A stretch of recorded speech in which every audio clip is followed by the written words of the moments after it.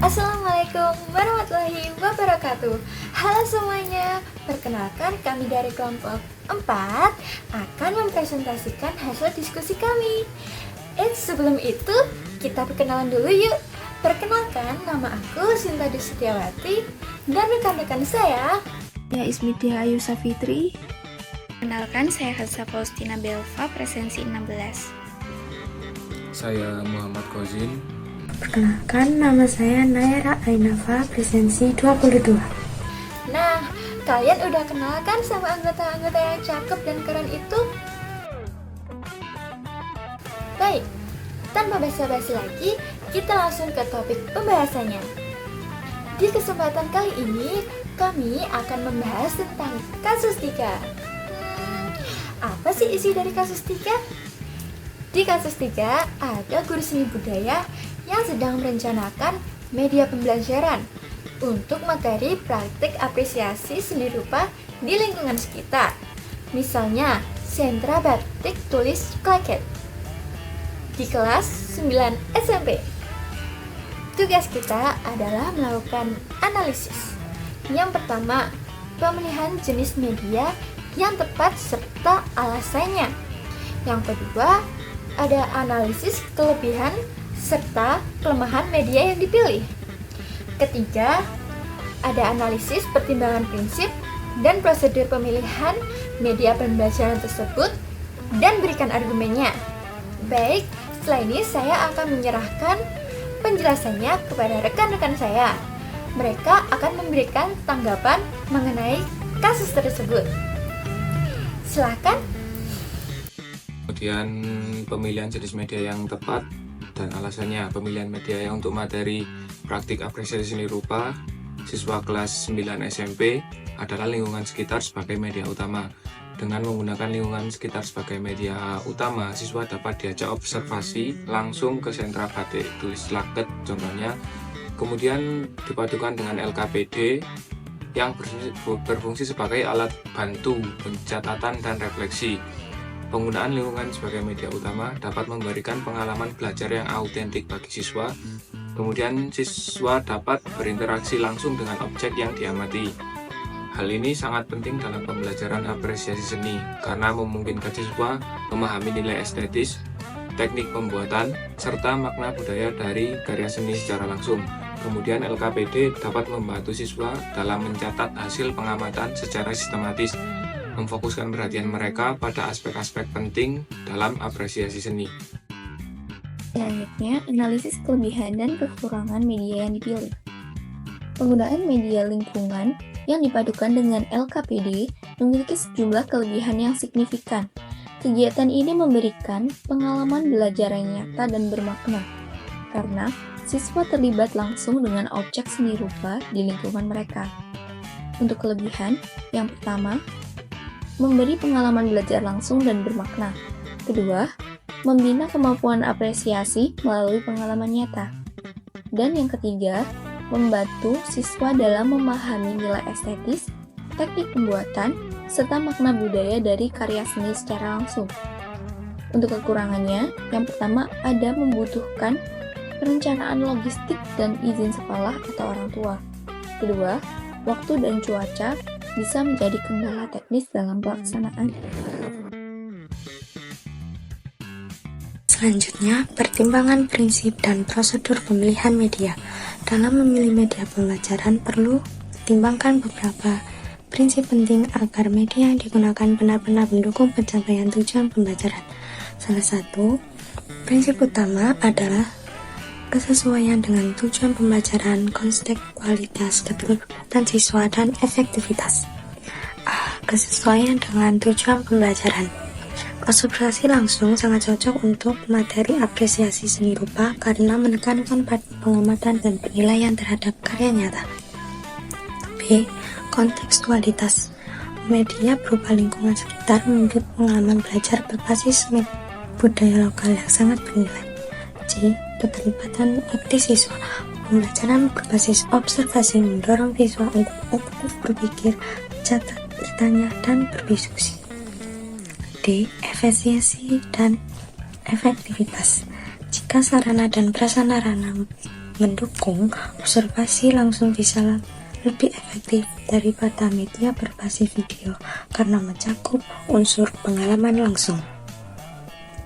Selanjutnya, prosedur memilih media pembelajaran dalam konteks penggunaan lingkungan sekitar. A. Identifikasi tujuan dan kebutuhan pembelajaran. Guru terlebih dahulu meninjau tujuan pembelajaran yang ingin dicapai. Misalnya, peserta didik mampu mengapresiasi karya seni rupa di lingkungan sekitar dengan memperhatikan nilai, teknik, dan konteks budaya. B. Analisis karakteristik siswa di lingkungan belajar. Guru mengevaluasi latar belakang siswa, kesiapan mereka untuk melakukan observasi, serta faktor-faktor seperti jarak, aksesibilitas, dan kondisi sosial budaya. C. Pemilihan media dan relevan dan realistis. Setelah menganalisis kebutuhan dan kondisi, guru memilih lingkungan nyata sebagai media utama karena otentik dan kontekstual. E. Perencanaan dan koordinasi teknis. Guru merancang jadwal kegiatan observasi, menyusun format LKPD, serta berkoordinasi dengan pihak-pihak terkait seperti kepala sekolah, orang tua siswa, dan pengelola sentra batik. Pelaksanaan observasi dan penggunaan media. Pada hari pelaksanaan, siswa dibimbing untuk melakukan observasi sesuai panduan dalam LKPD. Guru memberikan pengarahan sebelum dan sesudah kegiatan untuk memastikan siswa memahami tugas mereka serta mengaitkan hasil pengamatan dengan konsep apresiasi seni. F. Evaluasi dan refleksi pembelajaran. Setelah kegiatan, guru mengevaluasi efektivitas media yang digunakan dengan melihat hasil kerja siswa di LKPD, partisipasi selama observasi, dan hasil latihan soal.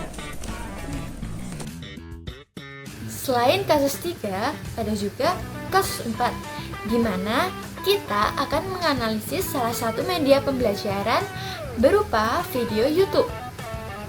Selanjutnya, kita akan menulis analisis tersebut pada kolom yang sudah disediakan. Nah, rekan saya akan menjelaskannya.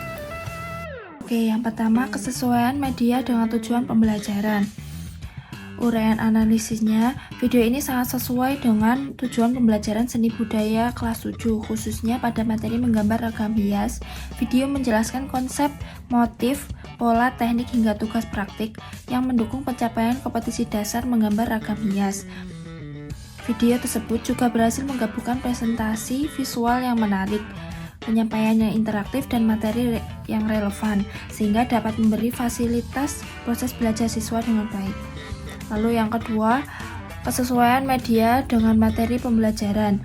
Dilihat dari kedalaman informasi yang memadai dan keluasan topik yang mencakup berbagai aspek ragam hias, membuat video ini efektif sebagai alat pembelajaran. Siswa dapat mengikuti materi dengan baik, menggambar ragam hias.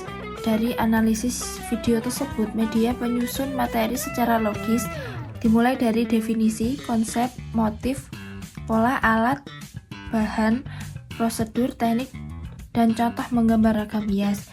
Materi disajikan secara ringkas namun padat, dengan kedalaman yang cukup sesuai dengan tingkat pemahaman siswa kelas 7 SMP. Lalu yang ketiga, kesesuaian media dengan karakteristik siswa. Uraiannya, media menggunakan bahasa yang sederhana, visual yang menarik, dan topik dekat dengan kehidupan sehari-hari siswa sehingga relevan dengan karakteristik siswa SMP. Penyampaian materi yang interaktif dan menarik memastikan bahwa media ini dapat menjangkau berbagai latar belakang dan mendukung pembelajaran siswa yang efektif. Lalu yang keempat, kesesuaian konten media dengan konsep teori berdasarkan topik materi. Uraian analisanya, konten sesuai dengan materi menggambar ragam hias. Istilah yang digunakan sudah sederhana untuk tingkat SMP, namun tetap sesuai dengan teori yang berlaku dalam kurikulum nasional, seperti video yang menerangkan ragam hias sebagai karya seni yang mencerminkan budaya Indonesia sesuai dengan teori bahwa seni adalah produk budaya. Pembahasan tentang berbagai motif ragam hias relevan dengan unsur dan prinsip desain. Materi disampaikan dengan mendalam mengenai pengertian dan aplikasi ragam hias, memberikan fondasi yang kuat. Video juga mencakup beragam seni di Indonesia, memperluas pemahaman siswa. Selanjutnya, kesesuaian media dengan gaya belajar siswa. Sangat sesuai untuk gaya belajar visual dan auditori, penjelasan disertai gambar, animasi, dan narasi yang memperkuat daya tangkap siswa. 6. Saran-saran terkait media yang dianalisis. Akan lebih baik jika media ini dilengkapi dengan kuis interaktif atau pertanyaan reflektif di akhir video untuk meningkatkan partisipasi siswa. Menambahkan teks juga bisa membantu siswa yang mengalami kesulitan mendengar atau digunakan di kelas tanpa suara. 7. Refleksi dan hasil analisis. Sebagai calon guru, saya akan mengembangkan media yang tidak hanya informatif, tetapi juga interaktif dan kontekstual. Media juga harus fokus pada kualitas, interaktivitas, dan relevansi dengan kebutuhan siswa.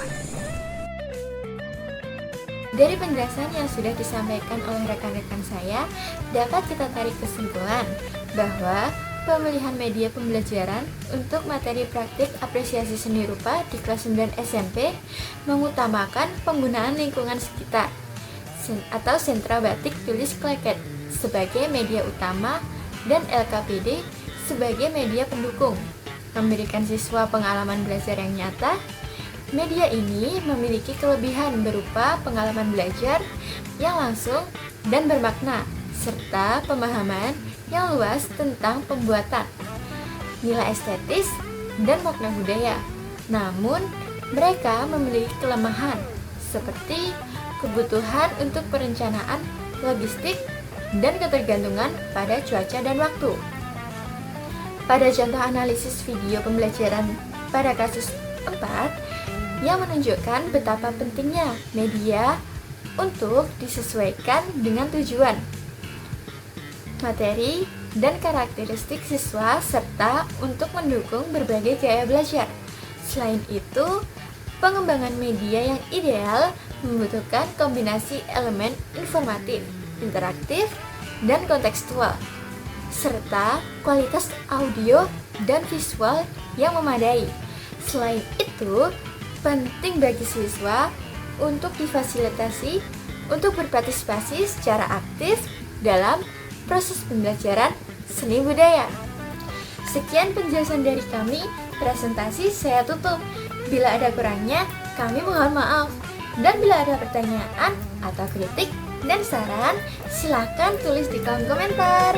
Sekian dari kami, sampai jumpa di lain kesempatan. Wassalamualaikum warahmatullahi wabarakatuh.